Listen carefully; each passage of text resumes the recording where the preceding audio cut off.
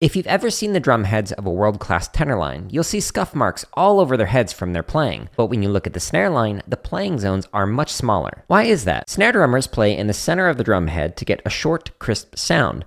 But if tenor drummers played that way, it'd be really hard to move around the drums fast. For example, it's about 14 inches to move from the center of drum 2 to the center of drum 4. But with proper playing zones, we can shorten that distance to about 3 inches of motion. So if you want to sound and move like a world-class tenor drummer, you need to know where to hit the head. But the best playing zones change depending on the music you're playing. Whether you have 1 or 2 spock drums, they're both small enough that you'll usually play in the center or upper half of the drum head. But if you played that way with the other 4 drums, it would create a thudding sound with little resonance. So for drums 1 and 2, a good sounding playing zone is about 1/3 of the way to the center of the head. You'll hear if you're in the right playing zone without having to look down at the drums, because the correct playing zone makes a ringing sound instead of a thud.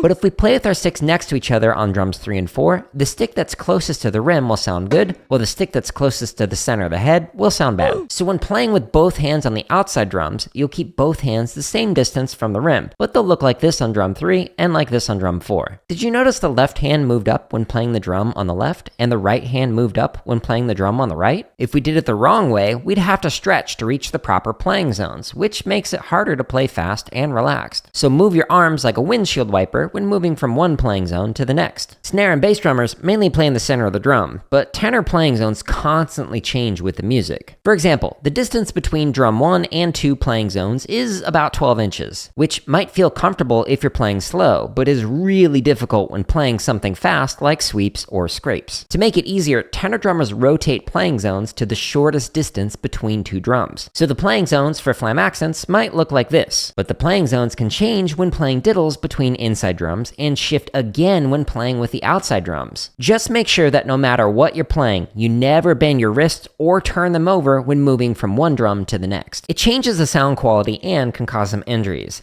So make sure that your hands look and feel the same way whether you're playing on one drum or moving around the drums. Let your forearms down to your fingertips control the vertical motion, and your elbow and above control the horizontal motion. Just keep your shoulders flat and your hips parallel to the drums. Otherwise, your drums will wiggle around a lot when you wear them with the carrier. My YouTube channel's home tab has hundreds more drumming tips and lessons, as well as thousands of free exercises to practice proper playing zones. Use the timestamps in the description of each video to jump to a specific BPM or drumming tip.